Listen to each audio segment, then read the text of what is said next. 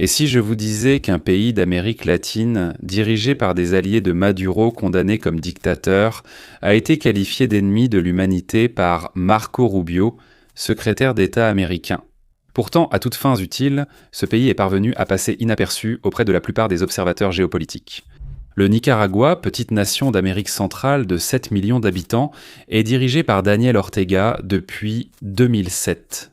Avec l'attention mondiale concentrée principalement sur le Venezuela pour des raisons évidentes, sur Cuba en raison de la possibilité que le gouvernement s'effondre sans le soutien vénézuélien, et sur la Colombie à cause de la relation acrimonieuse entre le président Gustavo Petro et le président Trump. Le régime nicaraguayen a tout fait pour ne pas attirer l'attention, et le Nicaragua se retrouve ainsi dans une position de plus en plus précaire. Depuis plus de 2 décennies, il fait partie de ce que l'ancien conseiller à la sécurité nationale des États-Unis, John Bolton, a appelé la troïka de la tyrannie, un triumvirat de régimes autoritaires de gauche. Dans l'hémisphère occidental, cela inclut Cuba et le Venezuela. Ces 3 pays se sont longtemps soutenus économiquement, politiquement et idéologiquement, formant un réseau d'entraide qui a aidé chaque régime à résister à la pression internationale et à la dissidence. Ce réseau s'effondre. La capture de Maduro par les forces américaines et la crise économique à Cuba laissent le Nicaragua comme dernier membre actif de cette alliance. Cependant, il reste à voir si cela restera vrai encore longtemps, surtout en tenant compte de la façon dont la capture de Maduro modifie les calculs régionaux. Les événements au Venezuela ont montré au régime nicaraguayen que survivre des décennies ne veut rien dire. Quand les forces spéciales américaines frappent à votre porte et que le compte à rebours avant le prochain coup commence. En Amérique latine, la relation entre le Venezuela et le Nicaragua dépasse une parenté idéologique. Pendant près de 10 ans, ce fut un exemple majeur de diplomatie pétrolière en Amérique latine, transformant l'économie du Nicaragua, ou en renforçant la domination du régime Ortega. En 1999, Hugo Chávez, arrivé au pouvoir au Venezuela, voulait utiliser les grandes réserves de pétrole de son pays pour créer un bloc d'alliés régionaux. Le Nicaragua est devenu un des principaux bénéficiaires de cette stratégie, surtout après le retour d'Ortega à la présidence en 2007 après presque 20 ans d'opposition. Le timing était idéal. Ortega devait renforcer son pouvoir et tenir ses promesses, tandis que Chávez cherchait des alliés pour contrer l'influence américaine. L'accord qui a suivi était si avantageux qu'il en devenait absurde. D'après l'économiste nicaraguayen Adolfo Acevedo, entre 2007 et 2016, le Venezuela a livré 37 milliards de dollars de pétrole au Nicaragua à des conditions très avantageuses. Managua ne devait payer que 50% du coût de chaque cargaison sous 90 jours. Le reste serait payé sur 23 ans à un taux d'intérêt de seulement 2%. Ainsi, à chaque livraison de pétrole, le Nicaragua obtenait un prêt à long terme à faible taux. Pour mettre cela en perspective, le Nicaragua obtenait un prêt moins cher que le gouvernement des États-Unis, qui paie 3 à 5% sur ses obligations du Trésor, des reconnaissances de dettes émises par le gouvernement pour emprunter. Et cela alors que l'économie du Nicaragua était bien plus petite que celle des États-Unis lors de l'arrivée du pétrole. Vendue au prix du marché, la forte marge bénéficiaire a déclenché une croissance économique spectaculaire. De 2007 à 2016, le gouvernement d'Ortega a utilisé près de 40% des recettes pétrolières pour soutenir des programmes sociaux majeurs comme le microfinancement, l'aide alimentaire et le logement subventionné. Ces initiatives ont dynamisé l'économie du Nicaragua, avec un produit intérieur brut en hausse de 4% par an entre 2007 et 2017 et une forte baisse de la pauvreté. Ortega et son parti sandiniste sont devenus très populaires. Comme Chávez l'était aussi au Venezuela, tous deux représentaient en la part soniane du socialisme latino-américain. Le Nicaragua dépendait tellement du pétrole vénézuélien que l'effondrement économique du Venezuela a suffi à mettre fin à la période prospère.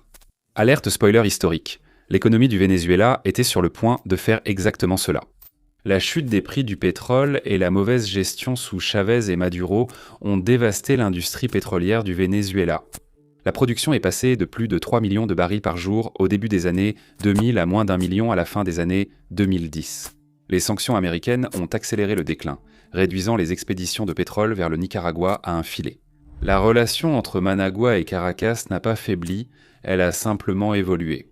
Le Venezuela ne pouvant plus soutenir économiquement, le partenariat s'est concentré sur le partage d'expertise en survie autoritaire.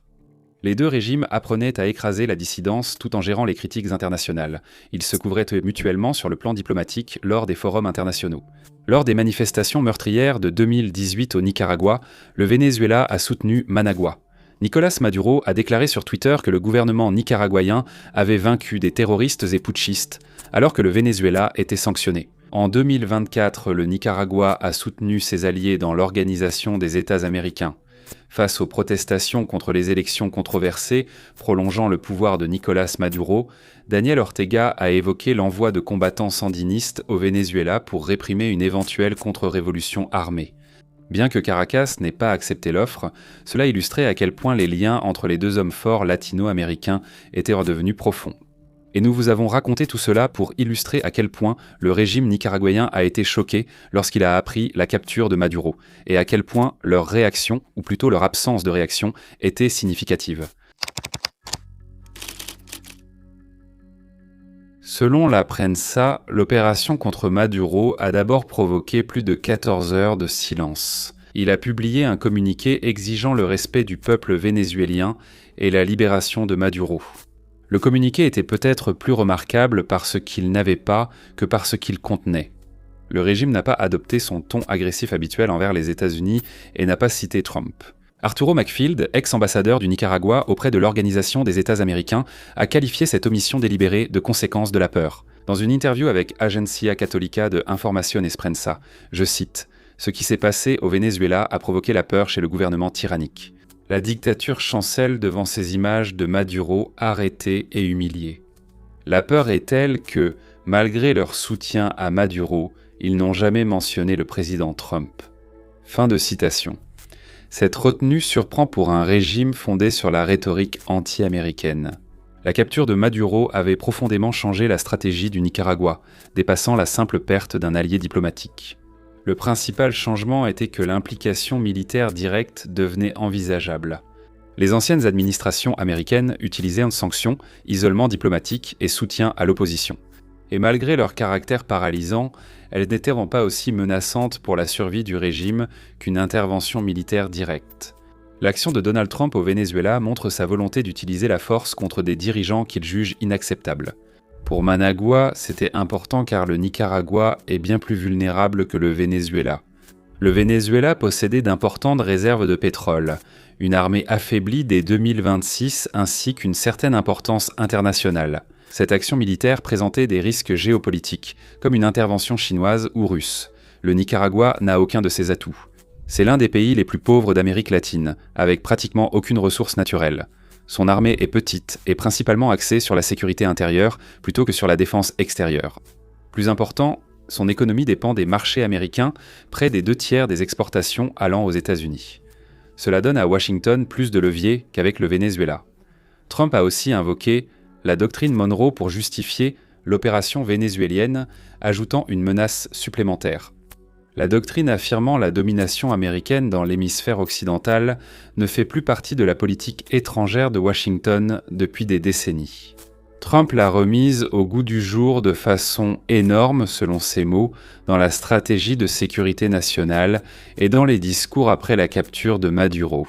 Le président Trump a clairement indiqué que la doctrine Monroe, désormais rebaptisée la doctrine Donroe, guiderait la relation de Washington avec ses voisins régionaux.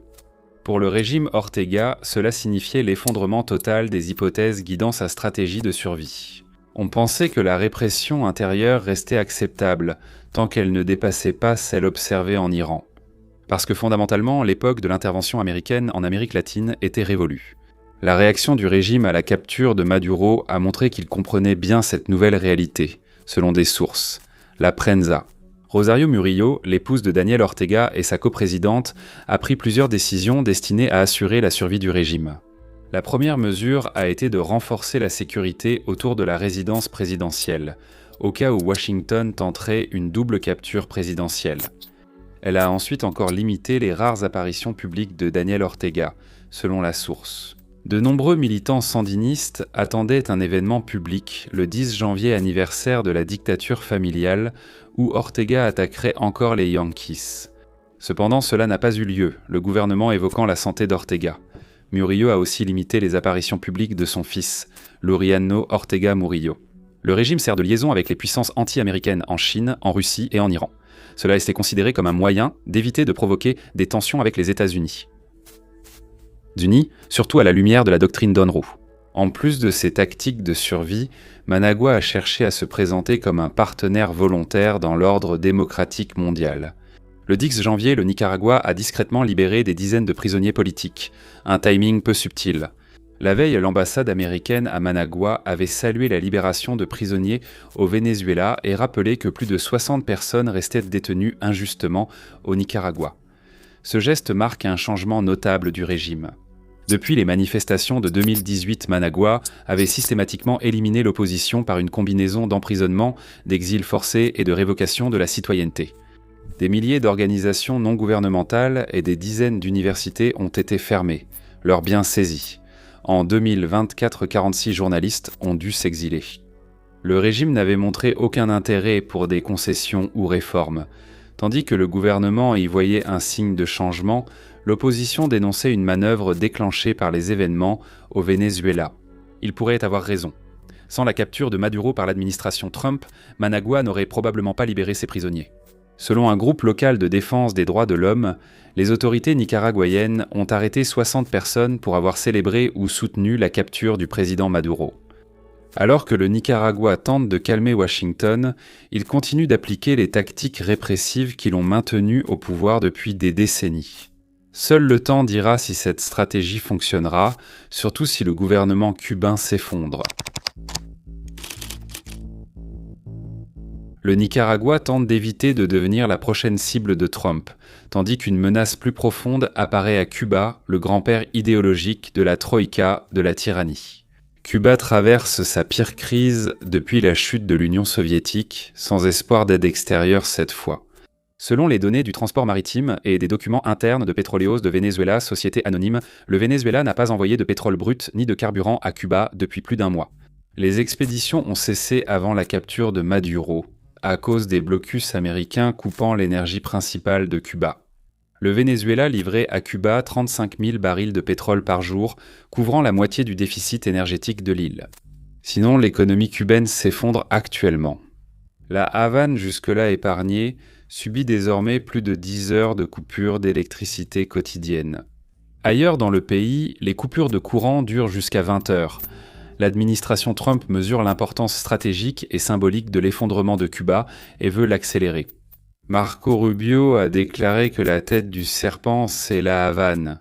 Cela montre que l'administration considère Cuba comme la principale menace dans la région, et non simplement comme un autre membre de la Troïka.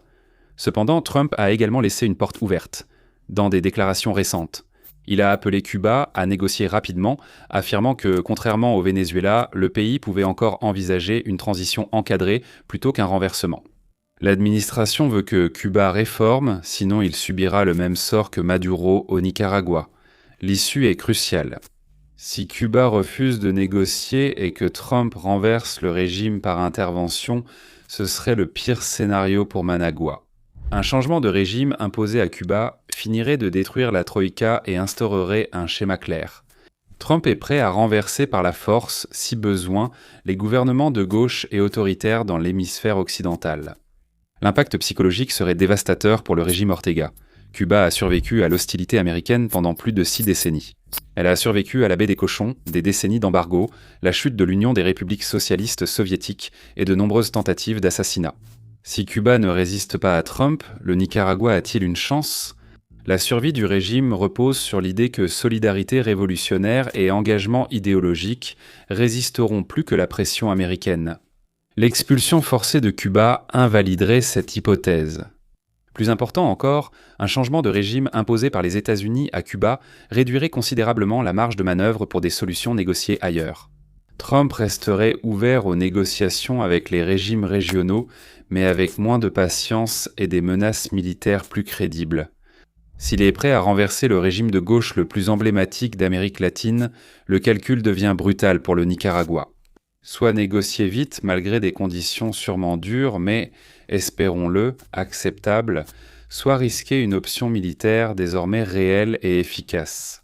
Un autre scénario, plus porteur d'espoir pour le Nicaragua, serait qu'un accord entre Cuba et l'administration Trump, prévoyant des réformes et la survie du régime, serve de modèle au Nicaragua.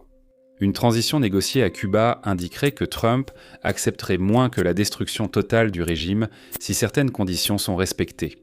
Au Venezuela, la chute du gouvernement Maduro n'a pas entraîné un retour rapide à la démocratie, mais a favorisé des membres du régime perçus comme plus favorables à Trump. C'est important car la situation au Nicaragua, bien que grave, reste moins tendue que celle de Cuba ou du Venezuela. Selon plusieurs observateurs interrogés par Nahal Toussi de Politico, le Nicaragua compte moins dans la politique intérieure américaine. Contrairement au Venezuela et à Cuba, Marco Rubio, fils d'immigrés cubains, a vu son éducation marquée par cet héritage. Les récits sur le socialisme ayant ruiné Cuba expliquent en partie ses positions fermes sur Cuba et le Venezuela. Le régime nicaraguayen n'a pas non plus cherché à embarrasser l'administration. Comme Nicolas Maduro avec ses vidéos de danse, que Trump pensait imiter son style. D'après les observateurs ayant parlé à Toussi, cela pourrait suffire à préserver le régime Ortega de la colère de Washington. Seul le temps dira si leurs prédictions s'avèrent exactes. Merci de nous avoir regardés.